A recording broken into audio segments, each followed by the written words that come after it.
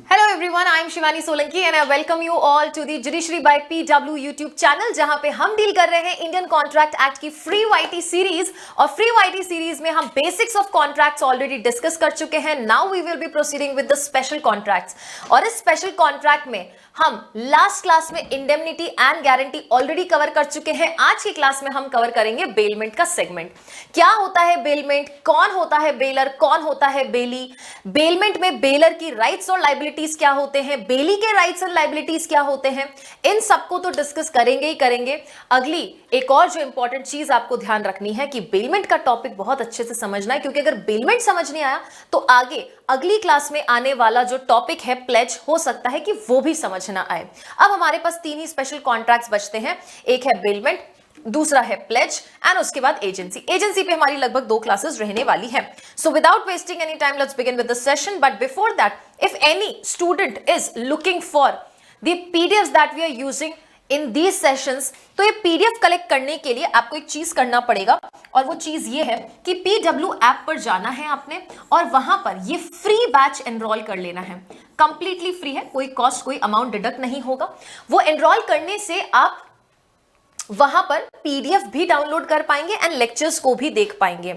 एक चीज और जो इसमें आपको नोट डाउन करनी है वो ये है कि ये पर्टिकुलर बैच का जो एक्सेस है या वैलिडिटी है वो अलाउड है till 31st of December 2025। 31st दिसंबर 2025 तक आपके पास ये वैलिडिटी पीरियड है, जब तक आप इन पीडीएफ्स को डाउनलोड कर सकते हैं। आफ्टर दैट ये एक्सपायर हो जाएगा batch and then you can download make your notes with the help of these YouTube videos. चलिए जी, so let's begin with this session. क्या होता है बेलमेंट? बेलमेंट का लिटरल मीनिंग समझे। That means we bail certain things. We bail certain things means we deliver certain things. And please note down, यहाँ पे एक बहुत ही इंपॉर्टेंट टर्म रहने वाला है जो आपको ये बताएगा कि बेलमेंट में प्रॉपर्टी का नेचर कैसा होता है।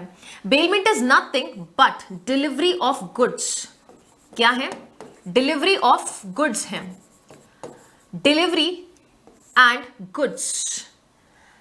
प्रॉपर्टी नहीं बोला, वर्ड गुड्स बोला, म्हणजे माल का परिधान। यहां पे गुड्स है एंड गुड्स हमेशा और हमेशा मूवेबल प्रॉपर्टी में ही इंक्लूड की जाती है। सो बेलमेंट अगर मोटे मोटे तौर पे देखोगे तो हमेशा मूवेबल प्रॉपर्टी को ही कवर करता है जिसका हम डिलीवरी कर रहे हैं। दैट मीन्स इसका पोजेशन हम किसी और पर्सन को दे रहे हैं जिसको हम बेली कहते हैं, और जो गुड्स को डिलीवर कर रहा है उसे हम बेलर कहते हैं। पर ये गुड्स का डिलीवरी कर क्यों रहा है? What is the reason? Why is he delivering these goods? आपके गुड्स हैं, why is he delivering? Delivery हो रहा है एक पर्पस के लिए। डिलीवरी हो रहा है एक पर्पस के लिए, एक कारण के लिए, एक प्रयोजन के लिए। फॉर एग्जाम्पल, हो सकता है मैं ये पेन डिलीवर कर दूं किसी शॉप पर कि इसको रिपेयर करके दे दीजिए, स्पेक्स दे दूं कि इसको रिपेयर करके दे दीजिए या ग्लासेस चेंज कर दीजिए। हम हमारे कपड़े देते हैं आयरन करने के लिए शॉप पर, अगर स्कूटी दिया किसी को ठीक करने के लिए, बाइक दिया, कार दिया वॉश करने के लिए, तो हमने गुड्स को डिलीवर किया। क्यों किया? एक पर्पस के लिए किया। तो क्या वो डिलीवरी हमने हमेशा के लिए कर दी? Answer is no.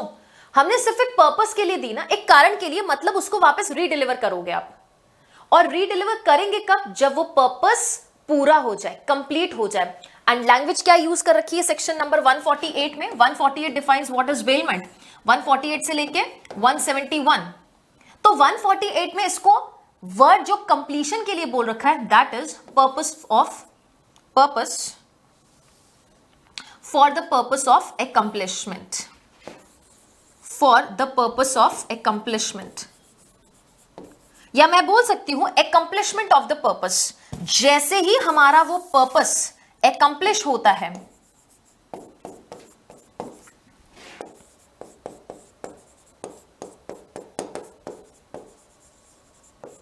एक्म्प्लिशमेंट of purpose, ये पर्पस जैसे ही कंप्लीट होता है हमारे गुड्स हमें वापस रीडिलीवर कर दिए जाएंगे।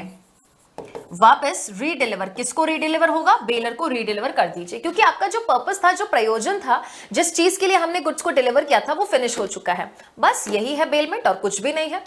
अ contract whereby one party delivers the goods to the other party on the promise that the goods shall be returned back to the bailor on the accomplishment of the purpose. यही होता है हमारा bailment. और section number 148 में इसको इसी तरीके से डिफाइन कर रखा है। देखिए जरा, एक बेलर है जिसको हम प्रॉमिसर कहते हैं, delivers the goods to another person जिसको हम प्रॉमिसी कह रहे हैं, फॉर सम पर्पस, इस कॉन्ट्रैक्ट पे that when the purpose is accomplished, एक बार वो पर्पस accomplish हो गया, it म्हणजे those goods shall be returned according to the directions of the bailor।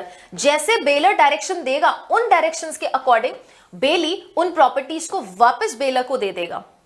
For example, car owner आता है गैराज ओनर के पास ये कहकर कि आप ये जो पर्टिकुलर कार है हमें दे दीजिए, sorry, car owner garage owner के पास आता है ये कहते हुए कि आप ये कार हम आपको देते हैं, प्लीज इसको वॉश करके वापस दे दीजिएगा। तो जैसी कार वॉश होती है उसके बाद ये कार ओनर को गैराज ओनर कार वापस दे देंगे। ओके, यस, ये एग्जाम्पल है शर्ट्स को आयरन करने का। बेलर कौन होता है? Who delivers the goods. And bailee कौन होता है? जिसको कि गुड्स डिलीवर किए गए हैं। तो he is a bailor, he is a bailee. Yes, यही सेक्शंस हमारे 148 में भी देख लेते हैं जरा। A bailment is the delivery of goods by one person to another person for some purpose। किसी पर्पस के लिए आप डिलीवर कर रहे हैं upon a contract। and what is the contract? that they shall, they means the goods shall, when the purpose is accomplished, accomplished के पास लिखेंगे completed, be returned or otherwise be disposed of according to the directions of the person delivering them। according to the directions of the person delivering them means bailor के directions के according। The person delivering the goods is called as the bailor and the person to whom goods are delivered is called as bailey। जिसने goods deliver किए वो है bailor और जिसके द्वारा goods, जिसको goods deliver किए गए that is called as bailey। तो कुल मिला के बात इतनी थी कि मैम इनिशियली जो पोजेशन है वो बेलर के पास था, यस, और उसके बाद बेली के पास गया, यस। बट एक्सप्लेनेशन को समझना अच्छे से। कई बार ऐसा हो सकता है कि हमारी गुड्स का पोजेशन ऑलरेडी बेली के पास है, वो ऑलरेडी गुड्स का पोजेशन होल्ड करता है और उस वक्त हम उसे ये माना जाएगा कि गुड्स बेल कर चुके हैं और हम बेलर की सिचुएशन में और वो बेली की सिचुएशन में। ऐसा कब हो सकता है? जब बेलर एक्सप्रेसली गुड्स को डिलीवर ही नहीं कर रहा है but still the person who is holding the possession of the goods is holding as a bailee. ऐसा सिचुएशन हो सकता है। और ऐसा सिचुएशन होता कब है? एग्जाम्पल, अगर आपने कोई रेफ्रिजरेटर खरीदा, रेफ्रिजरेटर परचेज किया, या मान लीजिए कोई सोफा परचेज किया, शोरूम से परचेज किया, लेकिन उसको उठाकर अपने घर पर लेकर जाते उससे पहले ही आपने कॉन्ट्रैक्ट प्राइस उसको दे दी, जो भी अमाउंट था वो दे दिया, but you ask that particular owner of that particular place of the particular showroom कि जो सोफा है इसमें जरा कुशन्स वगैरह का कवर बदल के दीजिएगा। मतलब वो कवर वगैरह जब बदल जाए उसके बाद हमारे घर पहुंचा देना। तो ये भी हो सकता है। जिस पर्सन के पास ऑलरेडी चीजों का पोजेशन था, आप बेलर इसलिए बन गए क्योंकि आपने वो पैसा दे दिया, आपने पैसा दे के वो चीज खरीद ली। तो अब जब आपने पैसा दे के वो चीज खरीद ली है, तो जिसके पोजेशन में ऑलरेडी गुड्स था और आप एक पर्पस के लिए उसके पास कुछ दिन के लिए छोड़ के जा रहे, तो हम ये कहेंगे कि हमने गुड्स बेल कर दिए और वो बेली की हैसियत में और हम बेलर की हैसियत में हैं। इवन दो हमने एक्सप्रेसली गुड्स डिलीवर किए ही नहीं थे, वो बेली के पोजेशन में ही थे। Example, if a person already in possession of the goods of another contracts to hold them as a bailey, अब वो शॉप ओनर ने उन गुड्स को एज अ बेली होल्ड करने का प्रॉमिस किया ना कि मैं आपको इसका कवर या जो भी कुशन कवर है वो चेंज करके दे दूंगा। He becomes the bailey and the owner becomes the bailor of such goods, although they may not have been delivered by the way of bailment। भले बेलमेंट के तरीके से हमने उसको बेल नहीं किया था, लेकिन उसके बावजूद ऐसी सिचुएशन में जब बेली ऑलरेडी उस पोजेशन में है तो हम उसे बेली बोलेंगे, हम बेलर बोलेंगे और उसको बेलमेंट मानेंगे। Delivery of belly how made, delivery कैसे होती है? हम बोल रहे हैं ना कि कब्जे का माल का परिधान कीजिए। कैसे होगा? कोई भी ऐसा एक्ट कर दो जिससे उसका इफेक्ट ये हो कि गुड्स बेली के पोजेशन में चले जाए। हम कहेंगे कि हमने गुड्स को डिलीवर कर दिया है। फॉर एग्जाम्पल, अगर कार है तो मैंने अगर चाबी आपको दे दी है, हो गया डिलीवरी। मैं कोई भी, मुझे ये जरूरी थोड़ी कि पूरी की पूरी कार अपने सर पर उठाकर लेकर जाकर आपके घर के सामने दूं, नहीं। आप घर पर आए, मैंने चाबी आपको दे दी, दैट मीन्स पोजेशन आपके पास है, गुड्स आपको डिलीवर कर दिया, आप गाड़ी उठाकर लेकर जा सकते हैं। The delivery to the bailee may be made by doing anything which has an effect of putting the goods in the possession of intended bailee or any person जिसको कि ऑथोराइज कर रखा है बेली ने उस गुड्स को बेलमेंट में hold करने के लिए। तो अगर इस प्रकार से बेली ने डायरेक्शन भी दे रखा है किसी और को आपके goods as a bailee hold करने के लिए, तो वो भी अलाउड है। अब चलेंगे सेक्शन नंबर 150 पर। बेलर की कुछ ड्यूटीज हैं, हालांकि हम इस चार्ट से पूरा समझेंगे इसको, है ना, बेलर की क्या ड्यूटीज है, बेली की क्या ड्यूटीज है, लेकिन उससे पहले जरा सेक्शन 150 देखेंगे जो कि बेलर की ड्यूटी में आती है। कई बार आप जो गुड्स है ना, जो बेलमेंट हो रहा है, आप उन गुड्स का बेलमेंट कर रहे हैं या तो हायर पे या विदाउट हायर पे, और उस वक्त गुड्स में कोई डिफॉल्ट निकल जाए, then in that case bailor responsible होगा। बट डिपेंड करेगा कि क्या आपने गुड्स हायर पे लिए हैं, भाड़े पर लिए हैं, किराए पर लिए हैं, या विदाउट अदर देन हायर लिए हैं। अगर हमने गुड्स हायर पे लिए हैं, दैट मीन्स हमने उसका पैसा दिया, रेंट दिया, तो बेलर को चाहे उन गुड्स का डिफेक्ट के बारे में पता हो नहीं हो, बेलर लायबल हो जाएगा। जैसे आपने कहीं से स्कूटी लिया कि एक आध दिन के लिए चलाने की, जो स्कूटी साइकिल रेंट पे मिलता है ना, तो आपने लिया, उस साइकिल या स्कूटी में कोई इशू था, बट आपने पैसा दिया उसके लिए, रेंट पे लिया है, हायर पे लिया है, कोई इशू था उसमें, बेलर को पता था या नहीं था, बेलर इज अवेयर और is not aware of the default and he does not discloses it, baler liable हो जाएगा। बट जब अदर देन हायर लिया है, ऐसी ग्रेटिट्यूड्स लिया है, विदाउट एनी भाड़ा लिया है, ऐसे ही कोई टीचर की स्कूटी ले गए, कोई फ्रेंड की स्कूटी ले गए, उसको पता ही नहीं था अगर कि गुड्स में ऐसा कोई डिफेक्ट है, तो वो लायबल नहीं होगा। लेकिन अगर उसको पता है तो ही वो लायबल होगा। The bailor aware of the default and does not disclose it, only then bailor is liable। और यहाँ पे अवेयर हो या नहीं हो, दोनों ही केस में लायबल हो जाएगा, क्योंकि मेजर रीजन क्या है, हायर पे है, भाड़े पे, भाई पैसा ले रहे हो तो आप आगे पर्सन को इन्फॉर्म करेंगे। दैट इज योर सेक्शन 150, और इन दोनों को आप इलस्ट्रेशन को एक बार जरूर देखेंगे। आएंगे हम बेलमेंट के बेसिक्स पर। अब हमने बेसिक्स में 148 में डेफिनेशन पढ़ लिया, यस। 149 में डिलीवरी कैसे होती है हमने ये पढ़ लिया। 150 में हमने बोला बेलर की ड्यूटी है अपने गुड्स में हुई डिफॉल्ट को आपको डिस्क्लोज करेगा, बट डिपेंड करेगा कि उस केस में आपका बेलर कब लायबल होगा और कब लायबल नहीं होगा, डिपेंड्स हायर पे है या नॉट फॉर हायर है। ये बेसिक प्रोविजंस है। उसके बाद बेलर के राइट्स, लायबिलिटीज एंड बेली के राइट्स एंड लायबिलिटीज पर आ जाएंगे हम। देखिए जरा, ये चार्ट है बेलर के राइट्स, लायबिलिटीज, बेली के राइट्स एंड लायबिलिटीज का। तो इस चार्ट को अपने नोटबुक्स में अच्छे से आप बना लेंगे, ये हेल्प करेगा आपको एग्जाम में। एक बार हम डिस्कशन कर लेंगे इन सारे सेक्शंस का, फिर हम लोग इन सेक्शंस के थ्रू चलेंगे, है ना। पहले राइट्स डिस्कस करेंगे, फिर उसके बाद लायबिलिटीज, फिर इन सेक्शंस के अकॉर्डिंग हम लोग चलने वाले हैं। ओके, बेलर का राइट है कि अगर बेली इनकंसिस्टेंट एक्ट करे, जिन कंडीशंस पर हमने गुड्स बेल किए थे उन कंडीशंस के विपरीत जाके अगर एक्ट कर दे, कौन, बेलर, सॉरी बेली, तो बेलर का राइट बनता है कि वो बेलमेंट को टर्मिनेट कर सकता है उसी वक्त। अगर मैंने आपको अपनी स्कूटी दी है कि बेटा ठीक करवा दो, आपका गैराज है, आप उसको सर्विस वगैरह करके दे दो, बढ़िया वॉश करके दे दो, और आप उस स्कूटी को लेकर जाकर शिमला घूम आते हैं, यूपी घुमाते हैं, दिल्ली घुमाते, कहीं पर भी अनऑथराइज तरीके से उसको यूज कर लेते हैं, I have all the right to terminate that bailment. Section 163, bailor entitled है इंक्रीज या profit of the goods bailed. जो मैंने गुड्स बेल किए, अगर उसमें कोई प्रॉफिट हो जाए, अब स्कूटी वगैरह में तो कैसे प्रॉफिट होगा, शर्ट अगर आयरन वगैरह करने दे रहे हो तो उसमें कोई प्रॉफिट नहीं होगा। इसमें एग्जाम्पल बैठ सकता है काऊ का, जो मैंने हमेशा ये क्लासिक एग्जाम्पल दिया ही है।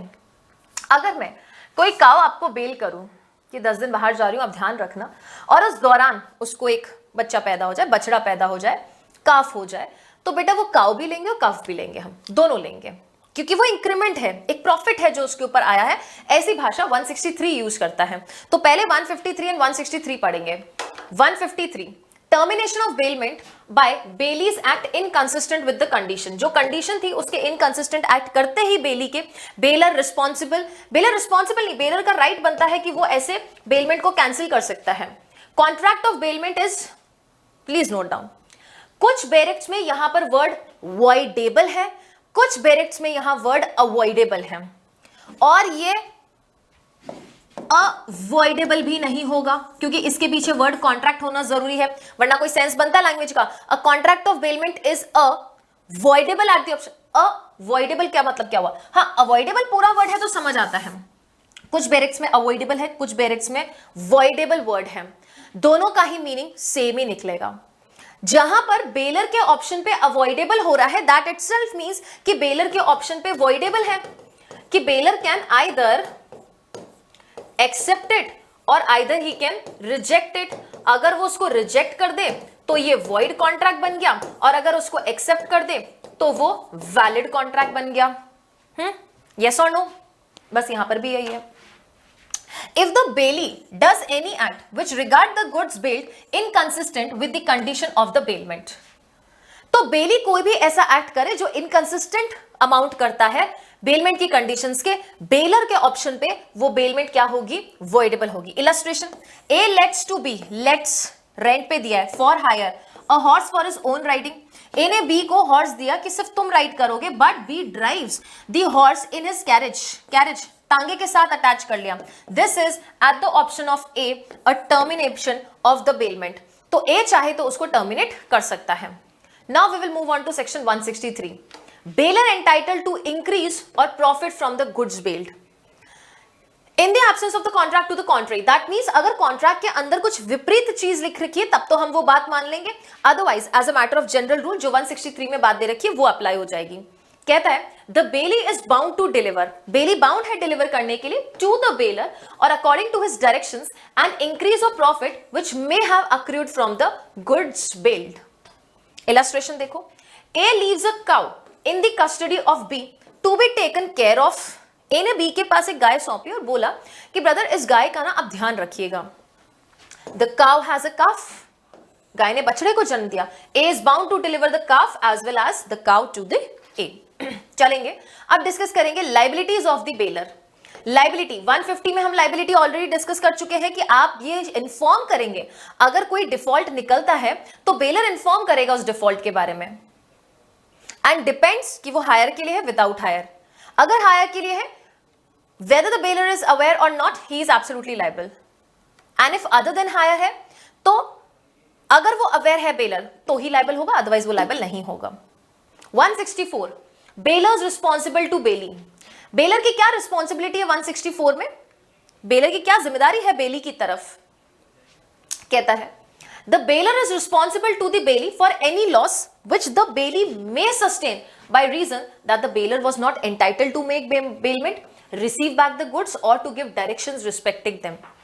अगर बेली को बेटा लॉस हुआ इन 3 रीजंस की वजह से, that the bailor was not entitled to make bailment, कि वो बेलमेंट करने के लिए एंटाइटल नहीं था, not receive back the goods, goods को वापस रिसीव बैक करने का एंटाइटलमेंट नहीं होल्ड करता, या उसने कोई डायरेक्शंस नहीं दिए हैं, डायरेक्शन ही नहीं दिया है स्कूटी को वापस कहां लौटाना है, शर्ट्स को वापस कहां लौटाना है, कोई डायरेक्शन नहीं दिया। इन तीनों में से किसी भी एक कारण की वजह से अगर बेली को लॉस हो गया है, बेलर रिस्पॉन्सिबल होगा। That means bailor has to make good the loss. Next अब हम डिस्कस करेंगे बेली के राइट्स। 152, 158, 166, 170, 171 ये बात करता है right to लियन।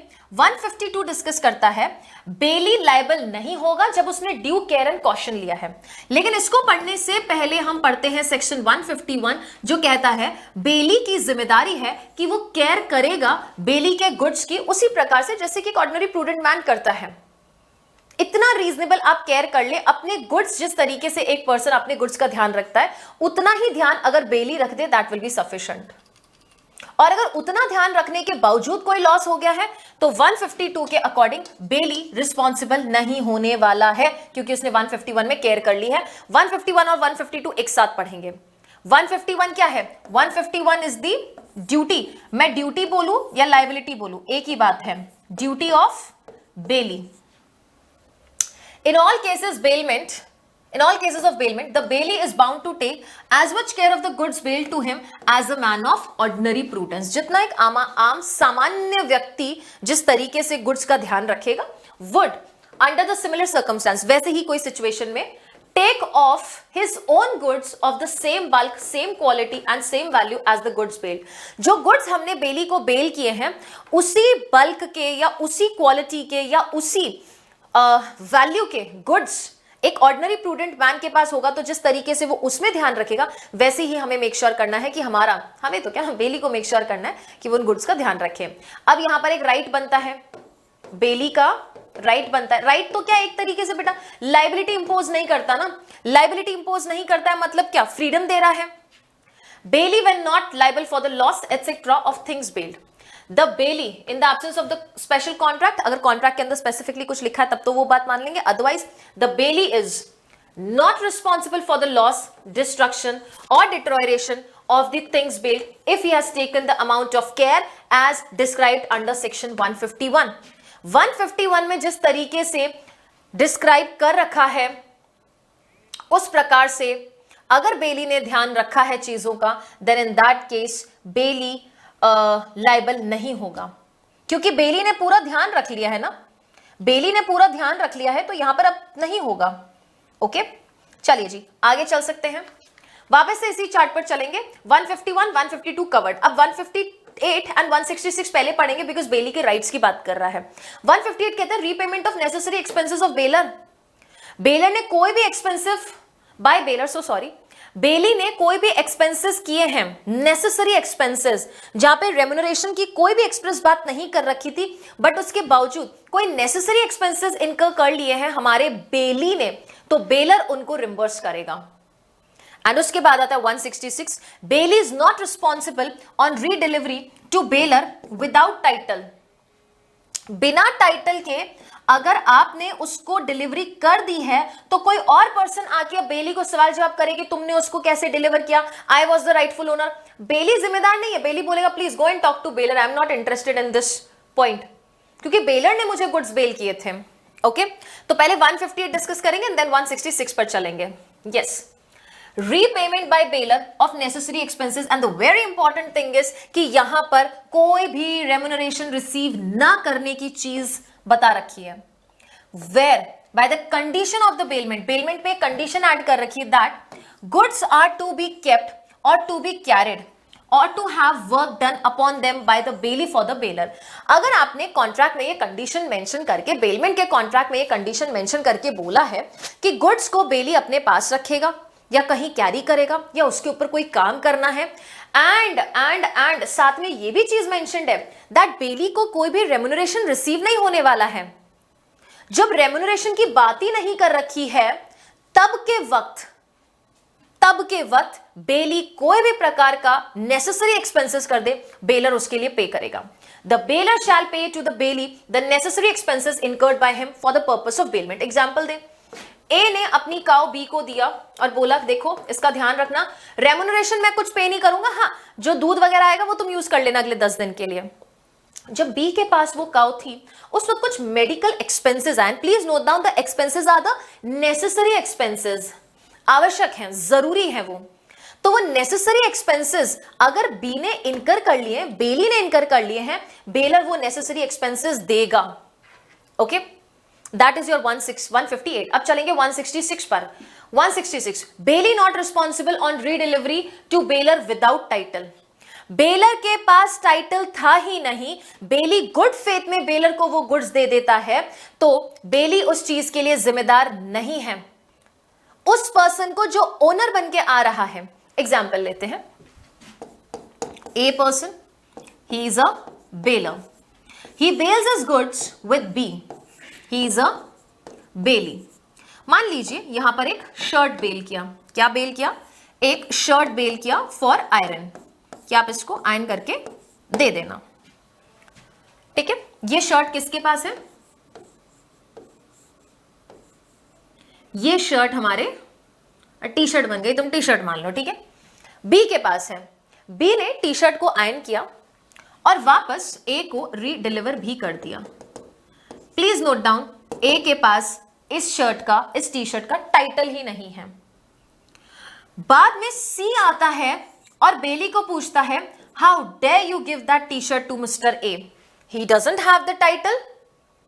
B, the bailee will say, sorry, in good faith I delivered this particular T shirt और a T shirt to him, मैंने गुड फेथ में ये मानते हुए इसको टी शर्ट वापस दिया है कि ए कौन है, ए बेलर है। तो ये जो एक्चुअल ओनर है, रियल ओनर है, इसकी तरफ बेली रिस्पॉन्सिबल नहीं होगा, ये कहता है हमारा section 166। the bailor has no title, if the bailor has no title to the goods and the bailee in good faith delivers them back to the bailor, please note down, bailee ने good faith में goods को deliver कर दिया है, किसको deliver कर दिया है, बेलर को डिलीवर कर दिया है, then the bailee is not responsible to the owner in respect of such delivery. ऐसे डिलीवरी के लिए हमारा जो बेली है वो बेलर को डिलीवरी कर चुका है, तो ओनर को रिस्पॉन्सिबल नहीं होगा। He will tell listen I have nothing to do with your issue, you go and talk to mister A. तो ए से बात कर लो, ठीक है। चलिए जी, उसके बाद एक सेक्शन 170 171 में एक और राइट आता है हमारे बेली का, and that is right to lien. Lien का मतलब क्या होता है, पहले लिटरल मीनिंग समझेंगे, उसके बाद सेक्शन 170 और 171 समझेंगे। लियन का मतलब होता है टू रिटेन सर्टन थिंग्स, अपने पास उस चीज का कब्जा कर लेना, अपने पास उस चीज को हासिल करके रख लेना। That is section 170 and 171। 170 कहता है बेलीज पर्टिकुलर लियन अंटिल रिसीव्स रेम्युनरेशन। बेली अपना right of particular lean exercise कर रहा है, जबकि 171 में क्या हो रहा है, general lien of banker, factor, wharfinger, attorney and policy brokers. क्या फर्क है general lien and particular lien में? एक बार सेक्शन 170 171 की तरफ चलेंगे, लियन का मीनिंग वापस से समझेंगे और डिफरेंस समझेंगे, what is making it particular, what is making it specific and what is making things general in 171। आइए जरा, ओके।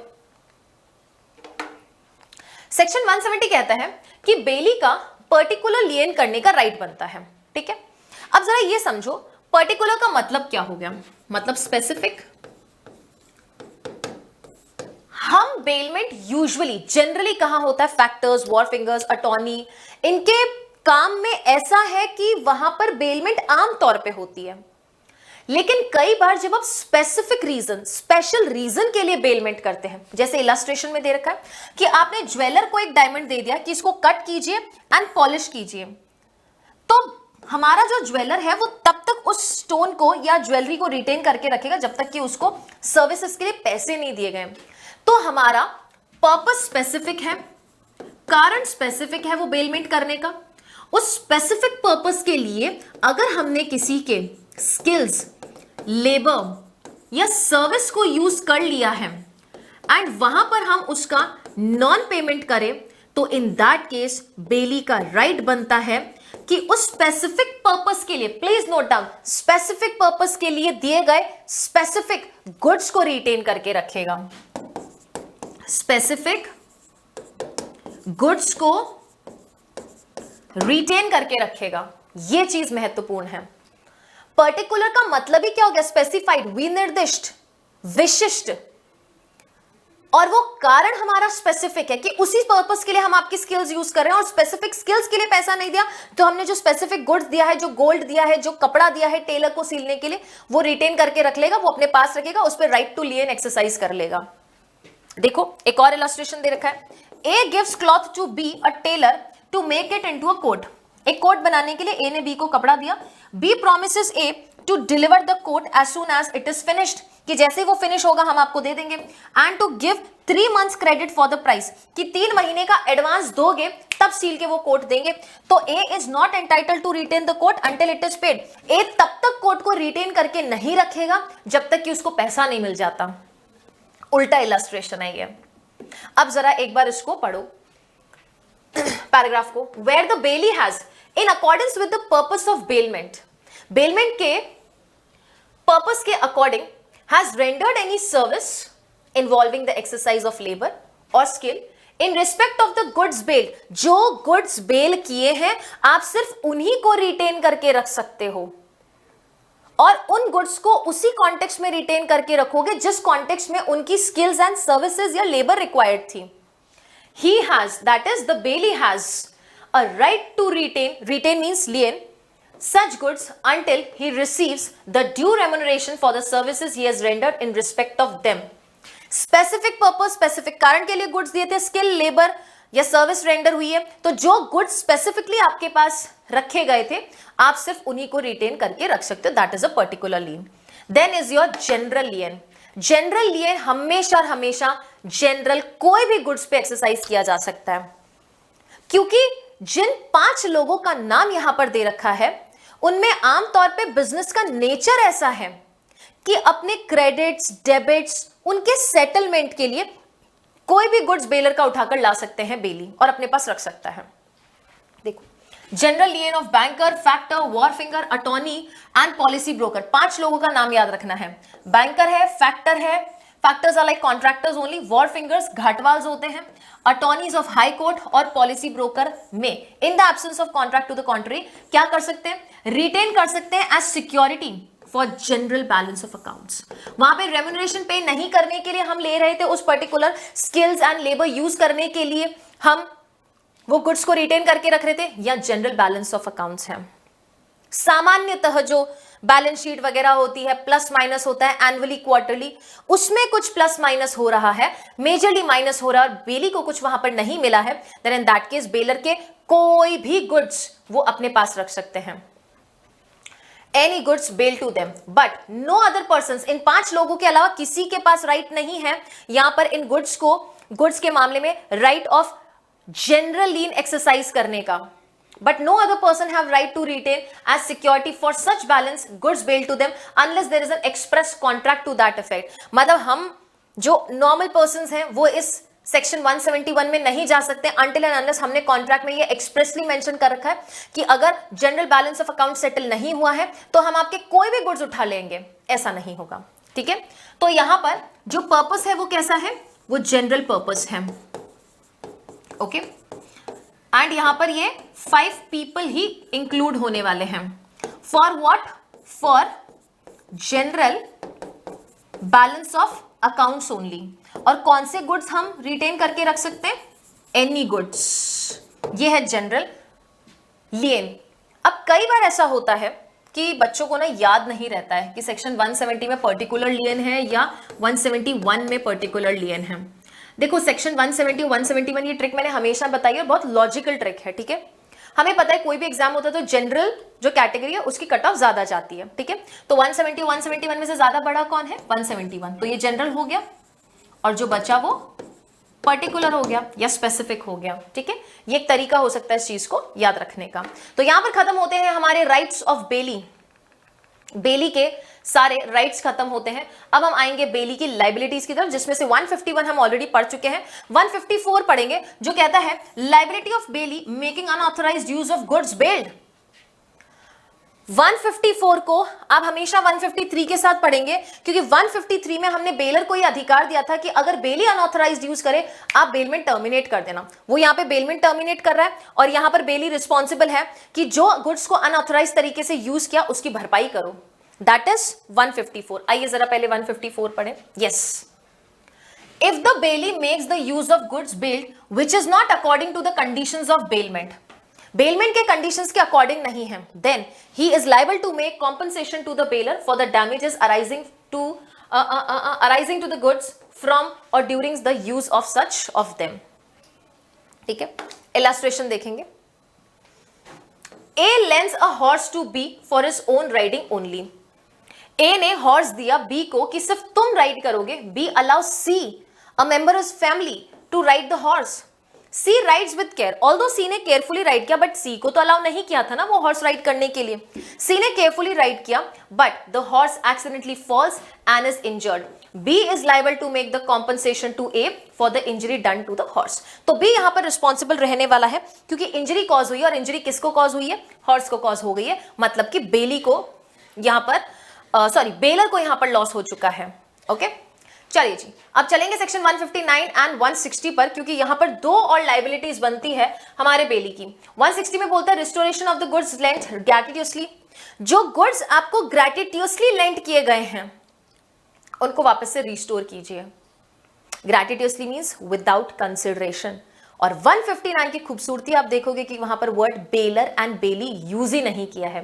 वहां पर जो वर्ड यूज किया है वो वर्ड है लेंडर एंड बोरोवर। 160 बोलता है return of goods on the expiration of the time और अकम्प्लिशमेंट ऑफ द पर्पस। जैसे ही आपका वो टाइम खत्म होता है, जिस टाइम में आपको वो पर्टिकुलर पर्पस पूरा करना था, या तो वो टाइम खत्म हो जाए या फिर वो पर्पस जैसे ही अकम्प्लिश हो जाता है, कंप्लीट हो जाता है वो पर्पस, गुड्स रिटर्न कीजिए। ये बेली की लायबिलिटी है, बेली की ड्यूटी है 160 में। एंड 161 में ये कहता है कि बेली की रिस्पॉन्सिबिलिटी क्या होगी, when the goods are not duly returned. Goods को आपने समय पर रिटर्न नहीं किए हैं, उसकी वजह से बेलर को नुकसान हुआ है, बेली लायबल होगा। तो आइए जरा 159, 160 एंड 161 सब साथ में पढ़ेंगे। रिस्टोरेशन ऑफ गुड्स लेंट ग्रेटिट्यूसली, ग्रेटिट्यूसली के सामने लिखेंगे। You all remember section number 71 में भी हमने यही पढ़ा था। नो 71 तो liability of the finder of the lost goods, responsibility of the finder of the lost goods पढ़ा था, सेक्शन 70 में पढ़ा था हमने। Obligation of the person taking the benefits of the act done gratuitously, sorry, act not done gratuitously, act done without intention of doing it gratuitously. That means वहां पे non ग्रेटिटियस था, वहां पे कंसिडरेशन के साथ किया था, बट यहां पर विदाउट कंसिडरेशन हो रहा है। यहां पर विदाउट कंसिडरेशन हो रहा है। कहता है the lender of a thing for use may at any time require its return if the loan was gratuitous even though the he lent it for a specific time or purpose. Example, आप एक दिन जोधपुर आए, मान लो एक student है, जोधपुर आया और B से एक स्कूटी लेके गया। दोस्त था, बोला कि भाई अपना एक स्कूटी दे दे, आरजेएस का पेपर देने जा रहा हूं और उसके बाद जोधपुर घूमूंगा। ए ने पता ऐसा क्यों किया, बी की स्कूटी क्यों ली, क्योंकि ए को पता था कि अगर वो कैब करेगा, पूरा जोधपुर घूमेगा, उसको कम से कम 2000 रुपए लगेंगे। कितने लगेंगे? कम से कम 2000 रुपए का खर्चा आएगा। तो ए ने बी से स्कूटी ले ली और बी को पता था ये सब, ए को पता था ये सब करने में ना मुझे 500 रुपए का ही खर्चा आएगा। तो बेनिफिट ए का प्रॉफिट या बेनिफिट कितना हो रहा था? 1500 रुपए का हो रहा था ना, 1500 रुपए का हो रहा था। इस केस में ए बी से कभी भी ये स्कूटी वापस मंगवा सकता है। Please note down, eight any time वो रिक्वायर कर सकता है, क्योंकि ग्रेटिट्यूसली थी, विदाउट एनी कंसिडरेशन था, बी को कोई कंसिडरेशन नहीं मिल रहा है, ये ग्रेटिट्यूस था, इसलिए वहां पे वर्ड बेलमेंट यूज ही नहीं किया है, यहां पे वर्ड लेंडर बोला है एंड दूसरा बोरोवर बोला है। तो कभी भी वो स्कूटी वापस मांग सकता है, हमको देनी पड़ेगी, ठीक है। लेकिन अगर ए के भरोसे पर, ए के फेथ पर बी ने कोई ऐसा एक्ट कर दिया जिससे कि उस स्कूटी को, मैंने बोला शाम के 9 बजे तक लेकर जाओ, 9 बजे से पहले अगर बी से स्कूटी मंगा लेते, दोपहर में 3 बजे या ऐसा कुछ स्कूटी मंगा लेते, तो बी को जितना फायदा नहीं हुआ उससे ज्यादा नुकसान हो जाएगा अगर मामला ऐसा है। क्योंकि ए ने बोला कि ठीक है पूरे दिन के लिए लेकर जाओ, रात को 9 बजे तक स्कूटी नहीं मांगूंगा। तो ए ने सोचा कि 12 बजे आरजेएस के पेपर से फ्री हो जाऊंगा, फिर बाद में जाऊंगा, मूवी देखूंगा और कहीं पर डिनर करूंगा। इसका इसने 3000 रुपए का अलग से खर्चा ऑलरेडी कर दिया, टिकट्स वगैरह सब कुछ कर दिया, क्योंकि ए ने ये भरोसा दिया था कि 9 बजे से पहले तुमसे स्कूटी नहीं मांगूंगा, लेके जाओ, अपना दोस्त है तू। लेकिन बेटा इसने तो दोपहर में 3 बजे स्कूटी मांग ली। तो जितना एक बी को फायदा नहीं हो रहा था स्कूटी लेने से, उससे ज्यादा तो नुकसान हो गया। बी ने जो एक की स्कूटी ली थी वो कितने के लिए ली थी कि 500 रुपए का पेट्रोल भराऊंगा, पूरे दिन चलेगा, नहीं तो कैब लूंगा तो 2000 रुपए लगेगा। तो फायदा तो 1500 रुपए का हो रहा था ना, फायदा तो बेटा 1500 रुपए का हो रहा था ना। लेकिन अब अगर ए उस समय से पहले स्कूटी मांग लेता है तो खर्चा 3000 का होगा हमारा। ऐसे केस में ए उसको 3000 रुपए देगा। The lender is going to compensate और इंडेमनीफाई द बोरोवर, और यही लिखा है इस पोर्शन में जिसको हम रेड से मार्क करेंगे यहां से। But if on the faith of such loan made for the specified time और purpose the borrower has acted in such a way, B ने एक्ट किया ना, आगे मूवी टिकट्स डिनर वगैरह सब कुछ प्रबंध कर लिया था, manner in that the return of thing lent before the time agreed upon, कि उसने इस प्रकार से एक्ट किया है कि उस समय से पहले अगर चीज को हमने रिटर्न किया तो would cause him loss exceeding to the benefit actually derive from the loan, कि जो लॉस हो रहा है वो लॉस ज्यादा हो रहा है प्रॉफिट से। The lender must, that is a must, indemnify the borrower for the amount in which the loss so occasion exceeds the benefit so derived. Okay, चलिए जी, और यहां पर हमने एक और सेक्शन पढ़ना है, दैट इज सेक्शन 160। 159 के साथ साथ हम सेक्शन नंबर 160 भी पढ़ेंगे एंड 161 भी पढ़ेंगे। Return of goods bailed on expiration of time और एकम्प्लिशमेंट, ये क्या है? ये बेली की ड्यूटी है। This is the duty of bailee कि जो टाइम दे रखा है वो खत्म होने पर या उस पर्पस के अकम्प्लिश होने पर गुड्स को वापस रिटर्न करेंगे. It is the duty of bailee to return or deliver according to the bailor's direction the goods bailed without demand. Without demand, बिना डिमांड किए आपको गुड्स टाइम पर दे देने होंगे as soon as the time for which they were bailed has expired or the purpose for which they were bailed has been accomplished. Time के expire होते या उस पर्पस के accomplish होते बिना मांगे हमारे बेली की जिम्मेदारी बनेगी कि वो बेलर को गुड्स रिटर्न कर देगा. 161 बेलर्स रिस्पॉन्सिबिलिटी जब गुड्स ड्यूली रिटर्न नहीं हुए हैं. If by default of bailing the goods are not returned, delivered or tendered at the proper time, he is responsible to the bailor for any loss, destruction or deterioration of the goods from that time. आपने समय पर goods return नहीं किए, आपने बेटा Taylor को एक कपड़ा दिया कि भैया इसका कोट पैंट सील देना या सलवार कमीज सील देना, 2 महीने देती हूं आपको, 2 महीने के अंदर अंदर ये पर्टिकुलर चीज को स्टिच करके नहीं दिया, कपड़ा लंबे समय तक रख दिया, चूहे काट गए, कुछ भी डिस्ट्रक्शन लॉस हो गया है, डिट्रॉयरेशन हो गया है उस कपड़े में, बेली रिस्पॉन्सिबल रहेगा बेलर को to make good the loss. 162 मैं बोलूंगी बेटा ग्रेटिट्यूस बेलमेंट में ना 2 सेक्शन एक साथ पढ़ सकते हैं. ग्रेटिट्यूस बेलमेंट में 2 चीजें एक साथ पढ़ सकते हैं, एक है 159, एक है 162. ठीक है, 162 में ग्रेटिट्यूस बेलमेंट के टर्मिनेशन की बात कर रहा है कि ये कब टर्मिनेट हो जाएगा, on the death of either the bailor or bailee. Gratuitous bailment is terminated by the death either of the bailor or bailee. Pre का क्वेश्चन बनता है, 5 स्टार लगाएंगे यहां पर, कंफ्यूज कर देंगे आपको, only bailor, only bailee, both bailor and bailee, none of the above, ऐसा कुछ लिखकर. तो सेक्शन 162. ओके, हाँ जी. 164 वी हैव कंप्लीटेड. यस, 165 एक और है जो राइट्स लाइबिलिटीज ऑफ बेली में ही आता है और इसको हम चार्ट में लिख चुके हैं. Bailment when several joint owners, that means there are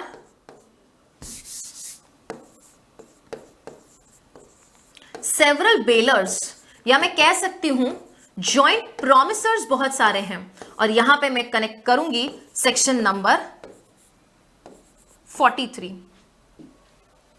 कहता है where several joint owners of goods bail them. एक गुड्स के बहुत सारे जॉइंट ओनर्स हैं, जब वो उसको बेल कर दें, क्या कर दें, जब वो उसको बेल कर दें,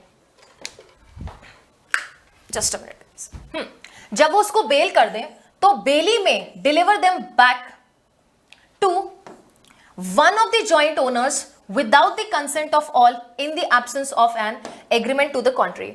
अगर इसके विपरीत कोई एग्रीमेंट कर रखा है तब तो हम वो बात मान लेंगे, लेकिन अगर विपरीत एग्रीमेंट नहीं कर रखा है तो बाकी जॉइंट ओनर्स या बाकी जॉइंट बेलर्स या बाकी जॉइंट प्रोमिसर्स के कंसेंट के बिना आप बेली किसी भी एक बेलर को, किसी भी एक जॉइंट प्रोमिसर को गुड्स बेल जो किए थे वो रिटर्न कर सकते हो, and that will be considered as good delivery against all the joint owners और against all the joint bailors हम कह सकते हैं. That is 165.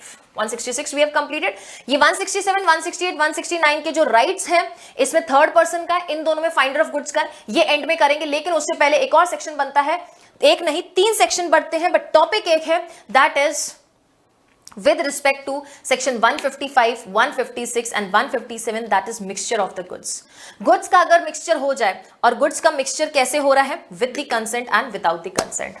अब इस टॉपिक को आप अच्छे से समझेंगे क्योंकि यहां से कई बार प्री और मेंस दोनों में क्वेश्चन आ सकता है. आपने कई बार देखा होगा ना बचपन में या अभी भी, कभी पेरेंट्स के साथ आटा वगैरह बनवाने गए चक्की वगैरह पे, है ना, तो उसमें क्या करते हैं, हम कुछ अपने ग्रेन्स शॉपकीपर को देते हैं कि भैया इनको ग्राइंड करके, इनको पीस के ना हमको वापस दे देना. तो what have we done, we have bailed our goods for a purpose कि ये कंप्लीट हो जाए, उसके बाद हमारे गुड्स हमें वापस लौटा देना. उस वक्त अक्सर पेरेंट्स से आपको ये डायरेक्शन मिलता है कि वहां खड़े रहना, नजर मत हटाना, वरना अपना ग्रेन्स अपने ग्रेन्स के साथ, हमारा ग्रेन्स अपने ग्रेन्स के साथ मिक्स कर देगा शॉपकीपर, क्वालिटी कॉम्प्रोमाइज कर देगा, है ना. ऐसी ही सिचुएशन कुछ यहां हो सकती है कि जब हमने गुड्स जो उनको बेल किया, अगर शॉपकीपर ने उसको मिक्स कर दिया, तो हमने कोई टी शर्ट्स कलर करने के लिए दिए, अपने टी शर्ट्स के साथ उसने मिक्स कर दिया, तो सेपरेट करवा सकते हैं ना. डिपेंड करेगा, कुछ गुड्स ऐसे हैं जो कि सेपरेबल है, कुछ गुड्स ऐसे हैं जिनको सेपरेट किया ही नहीं जा सकता है. तो दोनों ही केसेस में हम यहां पर दोनों ही केसेस में इफेक्ट देखने वाले हैं, effect of mixture of goods. और वो भी कब? When bailee mixes the goods of bailor with his own goods. Bailee bailor के गुड्स को मिक्स कर ले, और दो अलग अलग सिचुएशन है। 155 में कहता है बेलर की कंसेंट के साथ। 155 में क्या बोला बेटा? बेलर की कंसेंट के साथ अगर आपने गुड्स को बेल कर दिया है, बेलर ने बोला अच्छा ठीक है अंकल, आप जो हमारा गेहूं है ना वो अपने गेहूं के साथ पीस दो ना, चक्की में डाल दो, कोई इश्यू नहीं है। देन आप दोनों का हिस्सा कितना रहेगा या शेयर कितना रहेगा उस पर्टिकुलर गुड्स में? According to the proportion of your share. जितना जितना आपका प्रपोर्शन था, 7 किलो गेहूं आपका था, 3 किलो शॉपकीपर का खुद का था, मिक्स कर लिया, आटा बना, तो आटे को पूरा तोल के 10 किलो में से 7 आपका, 3 उनका। अब लो क्वालिटी हाई क्वालिटी हो सकता है, सारा मिक्स हो गया हो सकता है कि ऑब्वियसली मिक्स होगा, जब पिसेगा तो बेटा वो मिक्स होना है सब, ठीक है। तो with the bailor's consent both have the interest in proportion to their share, उनके शेयर्स में, ठीक है। जितना जितना प्रपोर्शन आपका था उतने उतने प्रपोर्शन में आप उसको डिस्ट्रीब्यूट कर लेंगे। लेकिन अगर बिना कंसेंट के किया तो दो सेक्शन है 156 एंड 157। यहां पर चाहे गुड्स सेपरेबल हो या नॉट सेपरेबल हो, दोनों में ही बेलर और बेली का उनके रिस्पेक्टिव शेयर्स के अकॉर्डिंग इंटरेस्ट रहने वाला है। लेकिन 156 एंड 157 में एक चीज कॉमन है कि यहां पर बेलर की कंसेंट ली ही नहीं है, बिना बेलर से पूछे गुड्स मिक्स कर दिया, और गुड्स ऐसे मिक्स किए जो सेपरेबल है, जिनको सेपरेट कर सकते। एग्जांपल यहां पर बॉल्स ले लो, है ना, आपकी ग्रीन कलर की बॉल्स थी, बेलर की रेड कलर की बॉल्स थी, सॉरी बेलर आप हुए ना, आपकी ग्रीन कलर की बॉल्स थी, बेली की रेड कलर की बॉल्स थी, मिक्स कर दिया और गुड्स सेपरेबल हैं, आप उसको चुन चुन के अलग कर सकते हो। अगर ऐसा है तो आप थोड़ी ना अलग करोगे बैठ के कि हाँ अंकल मैं हेल्प करता हूँ और खूब सारा टाइम पड़ा है हमारे पास है, नहीं, टाइम खोटी नहीं करना है। वो अंकल, वो शॉपकीपर खुद उसको क्या करने वाले, सेपरेट करने वाले, ऐसा सेक्शन 156 कहता है। That is the bailee himself is bound to bear the expenses of separating the goods, और वो गुड्स को मिक्स करने की वजह से किसी भी प्रकार का लॉस हो गया है तो बेली ही रिस्पॉन्सिबल रहेगा, section 156। Please note down. The property in the goods remains in the parties respectively। मतलब उनकी खुद की प्रॉपर्टी में खुद का इंटरेस्ट है, लेकिन bailee is bound to bear the expenses of the separation और डिविजन। बेली जिम्मेदार होगा, उनको सेपरेट करवाएगा, अलग करवाएगा। बेलर ने कुछ नहीं करना, बेलर तो डायरेक्शन देगा, अंकल बिना पूछे आपने मिक्स कर दिया, please separate it.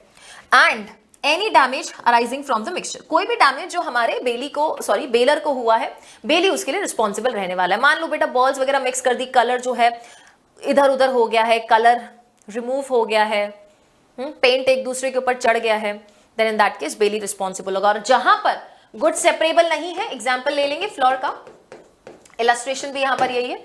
If goods are not separable, bailee is liable to compensate to the bailor for the loss of the goods.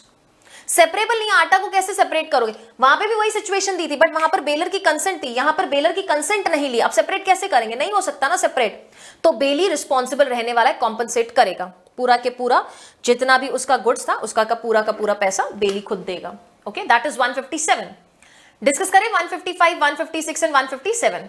आइए 155, effect of mixture when bailor's consent, with bailor's consent for his goods with the bailee, and bailor की consent है। If the bailey with the consent of bailor mixes the goods of bailor with his own goods, कर कौन रहा है? बेली गलती कर रहा है, बट बेलर की कंसेंट के साथ किया ना, तो गलती काहेगी? The bailor and the bailey shall have the interest, उनका हित कितना रहेगा? In proportion to their respective shares, जितना जितना उनका शेयर था उसके प्रपोर्शन में सबका उस मिक्सचर से प्रोड्यूस हुआ प्रोडक्शन में इंटरेस्ट रहने वाला है। 156 एंड 157 दोनों में कॉमन चीज क्या है?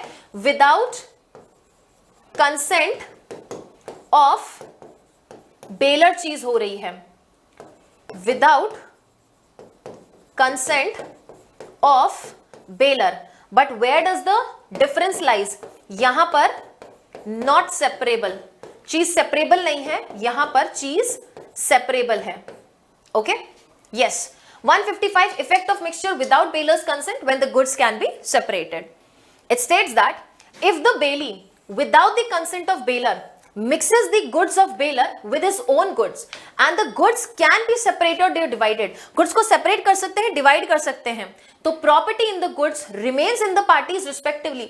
मतलब जो parties का share है उनका शेयर उस गुड्स में उनके प्रपोर्शन के अकॉर्डिंग तो रहेगा ही रहेगा, मतलब उनका इंटरेस्ट तो वैसे ही बरकरार रहेगा, बट सेपरेट करना पड़ेगा गुड्स को, और सेपरेट करने की जिम्मेदारी किसकी? बेली की. But the bailey is bound to bear the expenses of separation or division and may damage and any damage arising from the mixture. वो मिक्सचर की वजह से कोई भी डैमेज अराइज हो रहा है तो यहां पर जिम्मेदार कौन रहेगा? यहां पर जिम्मेदार हमारा बेलर रहेगा, सॉरी बेली रहेगा, बेली रहेगा, ठीक है, क्योंकि बेलर की तो कंसेंट के बिना हो रहा है ना बेटा. 157 मेजर चीज क्या है? सेपरेबल नहीं है goods. Effect of mixture without bailor's consent when the goods can not be separated. If the bailey, without the consent of baler, mixes the goods of the baler with his own goods in such a manner that it is impossible to separate, असंभव है उनको विभाजित करना, अलग करना, the goods bailed from the other goods and deliver them back, the baler is entitled to be compensated by the bailey for the loss of the goods. ठीक है, ये इलस्ट्रेशन जरूर पढ़ना. अब चलेंगे हम अपने लास्ट टॉपिक पर and that is certain rights. 162 हम ऑलरेडी कवर कर चुके हैं. 162 को हम 159 में कवर कर चुके थे बेटा, जब हमने ग्रेटिट्यूड बेलमेंट की बात की थी. ठीक है, 167, 168, 169. 167 थर्ड पर्सन के राइट के बारे में बात करता है. किसके? थर्ड पर्सन के राइट. 168 एंड 169 कॉमन है, that is finder of goods की बात करता है. फाइंडर ऑफ लॉस्ट गुड्स जो है उसके राइट की बात करता है. ठीक है, इतना पढ़ लेंगे, more than enough. Please note down, जब आप 167 पढ़ रहे हो, कई बार ऐसा हो सकता है ना, बेलर ने बेली को गुड्स दिया, बेलर ने बेली को गुड्स दिया, मान लो स्कूटी दिया रिपेयर करने के लिए. एक थर्ड पर्सन आता है, बेली को बोलता है excuse me, this property belongs to me. Bailee बोलेगा लिसन, मुझे नहीं पता, गो टू द कोर्ट. तो ये 167 यही कहता है that third person has all the right to sue. Claim कर सकता है वो उन गुड्स को जो कि बेली के पास हैं, कोर्ट में जा सकता है एंड सूट फाइल कर सकता है, स्यू कर सकता है कि please stop the delivery of the goods. जो बेली स्कूटी ठीक होने के बाद या शर्ट आयन होने के बाद जो बेलर को देने वाला है, उस डिलीवरी को रोका जाए एंड टाइटल डिसाइड किया जाए, क्योंकि पता ही नहीं है वो प्रॉपर्टी है किसकी. तो थर्ड पर्सन को अगर कोई भी आपत्ति है, थर्ड पर्सन यहां आ सकता है और उस आपत्ति को जता सकता है. कहता है right of third person claiming goods bailed. If a person other than the bailor, bailor के अलावा मतलब third person, claims the good billed, he may apply to the court. He म्हणजे that third person may apply to the court and may apply for what? To stop the delivery of the goods to the bailor, कि bailor के पास जो goods हैं उनकी delivery रोकी जाए, and to decide the title of the goods, कि अधिकारिता किसकी बनती है यहां पर, उसको डिसाइड किया जाए. कोर्ट में ऐसी सूट फाइल की जा सकती है. फिर डिस्कस करेंगे हम 168 एंड 169 जो बात करता है फाइंडर ऑफ लॉस्ट गुड्स, जिसके बारे में हम already section number 71 of Indian contract act में पढ़ चुके हैं बेटा, कि सेक्शन नंबर 71 में फाइंडर ऑफ लॉस्ट गुड्स की रिस्पॉन्सिबिलिटी कैसी होगी? बेली के जैसी होगी. अगर आप सड़क से जा रहे थे, आपको कोई रिंग मिल जाती है, तो आप उस रिंग को अपने पास इसलिए रख रहे हैं कि आप उसे ओनर को दे देना चाहते हैं. ठीक है, गुड एनफ, नो ऑफेंस. हाँ, बट अब उसको अपने यूज के लिए कन्वर्ट कर लेते हैं तो that will amount to criminal misappropriation of the property according to IPC and BNS. ठीक है, तो क्या राइट बनेगा फाइंडर ऑफ लॉस्ट गुड्स का? 168 बोलता है ma'am finder of lost goods की ये रेमेडी बनेगी कि जनरल राइट वो स्यू तो नहीं कर सकता, ये राइट तो उसके पास है ही नहीं. जनरल राइट 168 यही बोलता है कि as a matter of general rule हमारा जो बेली है, फाइंडर ऑफ लॉस्ट गुड्स को बेली बोला ना, वो स्यू कर ही नहीं सकता है बेलर को इस चीज के लिए कि मुझे आप रेम्यूनरेशन दीजिए, ट्रबल एंड एक्सपेंसेस मैंने सफर किया है, आप इसके लिए पैसा दीजिए. ये राइट है ही नहीं हमारे बेली के पास. बट हाँ, अगर बेलर ने, दैट इज जिसकी प्रॉपर्टी गुम हुई है, उसने कोई रिवॉर्ड रखा हुआ था कि whoever is going to find my ring, I am going to give him rupees 5,000, 10,000, 15,000, whatever it is, then in that case हमारा bailee that is finder of the lost goods sue कर सकता है उसको for the rewards and also property को retain करके रख सकता है. So as a matter of general rule, ये है हमारा जनरल रूल, ये है हमारा जनरल रूल. कहता है rights of finder of goods, he may sue for the specific rewards, बाकी he has no right to sue the owner for the trouble and expenses. भाई हमने बोला था क्या हमारी रिंग ढूंढ के अपनी जेब में रखने को और हमको ढूंढने को, ना ना ना. So no right to sue for the trouble and expenses, but हाँ वो प्रॉपर्टी को अपने पास तब तक रिटेन करके रख सकता है, एक तरीके से पर्टिकुलर लियन एक्सरसाइज कर सकता है जब तक कि उसको कॉम्पनसेशन ना मिल जाए. He can retain goods until he receives the compensation. लेकिन एक्सेप्शन क्या कहता है? एक्सेप्शन तो हम कह रहे हैं, एक ही पैराग्राफ है. ये कहता है in case owner has offered a specific reward for the return of goods lost. Owner ने अगर रिवॉर्ड लगा रखा है तो आप रिवॉर्ड क्लेम करने के लिए भी उसे स्यू करेंगे, एज वेल एज उस प्रॉपर्टी को रिटेन करके रख सकते हैं जब तक कि आपको रिवॉर्ड्स ना मिल जाए. May sue for such rewards and may retain the goods until he receives it. मतलब जब तक रिवॉर्ड्स रिसीव नहीं हो जाते तब तक के लिए उसको रिटेन करके रख सकता है, और रिवॉर्ड क्लेम करने के लिए भी सूट फाइल कर सकता है, स्यू कर सकता है, सूट फाइल कर सकता है. Otherwise general rule, no right to sue for the trouble and expenses. Property retain करके रख सकते हो, इतना आपका अधिकार है. Finder of the lost goods का 168. एंड 169 कहता है when the finder of things commonly on sale, finder of goods उस फाउंड हुई चीज को, लॉस्ट गुड्स जो उसको मिला है, उसको बेच सकता है क्या? आंसर इज यस, बेच सकता है. 3 सिचुएशन है. When the thing is in perishing, in danger of perishing, सड़ जाएगी, गल जाएगी, खराब हो जाएगी बहुत ही जल्दी, पेरिशिंग इन नेचर है. दूसरा, या फिर डेंजर है कि greater part of its value खो देगी. चीज 10,000 की है, मतलब उसका एक बहुत ही अहम मूल्य जो है वो खत्म हो जाएगा अगर हमने उसको नहीं बेचा तो.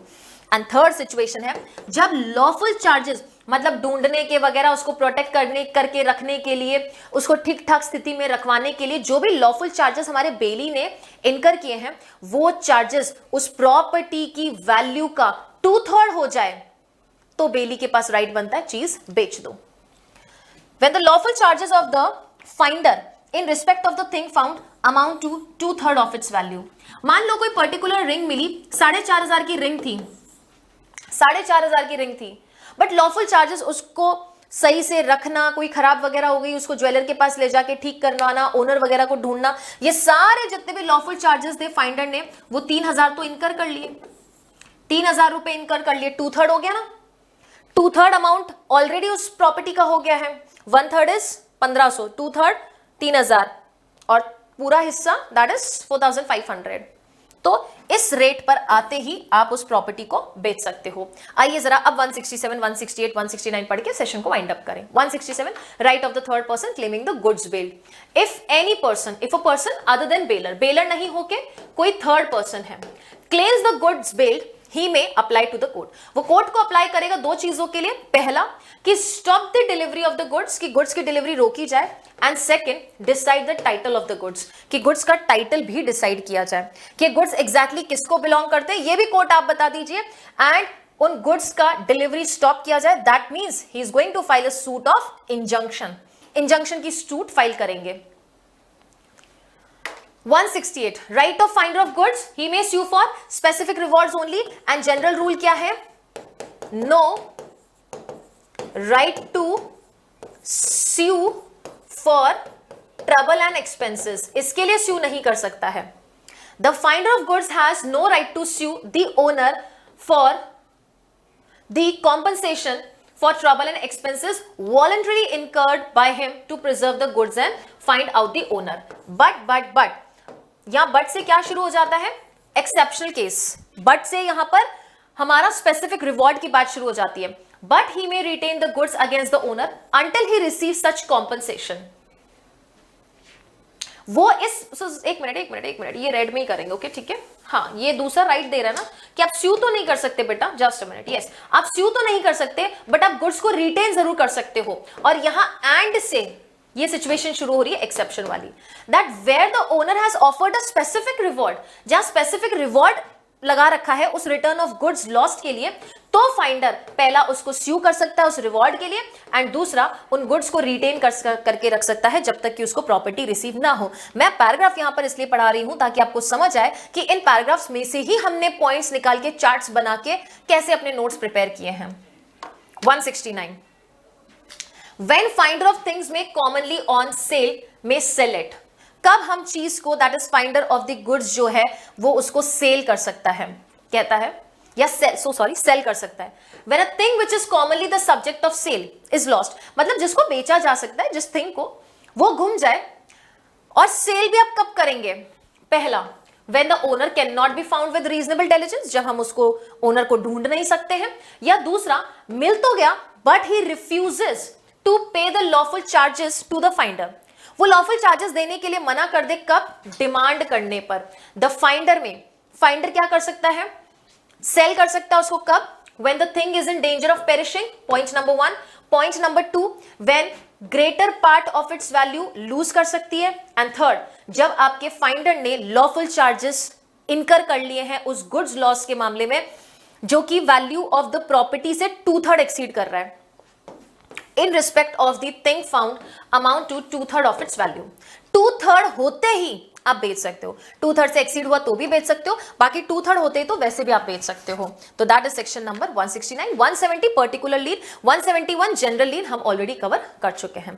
और आज का आपका होमवर्क ये रहेगा कि बेलमेंट में जितने भी इलस्ट्रेशंस थे, आप बेलमेंट के सारे इलस्ट्रेशंस पढ़ेंगे, और एक महत्वपूर्ण चीज आप ये भी करेंगे, that is particular lien and general lien का एक डिफरेंस तैयार जरूर कर लेंगे। मेंस में आता है ये क्वेश्चन अक्सर।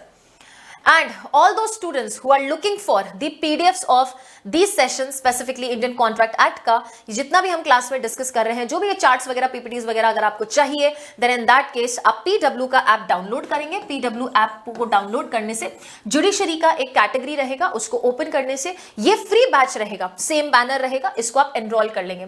This batch is completely free of cost. इसको एनरोल करने से आपको वहां पर पीडीएफ्स दिखेगी, आपको वहां पर वीडियो दिखेंगे। You can download the PDFs, make your own notes as well as. ध्यान रखना है कि इन पर्टिकुलर सेशंस की जो एक्सेस है, या ये बैच जो एक्सेस है, वो 31 दिसंबर 2025 तक अवेलेबल है। उसके बाद बैच एक्सपायर हो जाएगा। You can make your notes with the help of the YouTube sessions as well as. बहुत सारे जुडिशरी फाउंडेशन बैचेस चल रहे हैं। जो लेटेस्ट फाउंडेशन बैच है, that is justice 3.0 foundation batch, जो 10 फरवरी को स्टार्ट हो चुका है। अगर आपको उसको एनरोल करना है तो आप वो भी एनरोल कर सकते हैं। नेक्स्ट क्लास में हम प्लेज पढ़ेंगे। ऑब्जेक्टिव हर सेशन का यही रहेगा कि डायरेक्ट रीडिंग, नोट्स मेकिंग और कॉन्सेप्चुअल क्लैरिटी रहे। And I hope that somewhere we are able to achieve this objective. So that was all from my side in today's session. I hope you all have enjoyed this session. We will meet in another new session. Till then, thank you so much.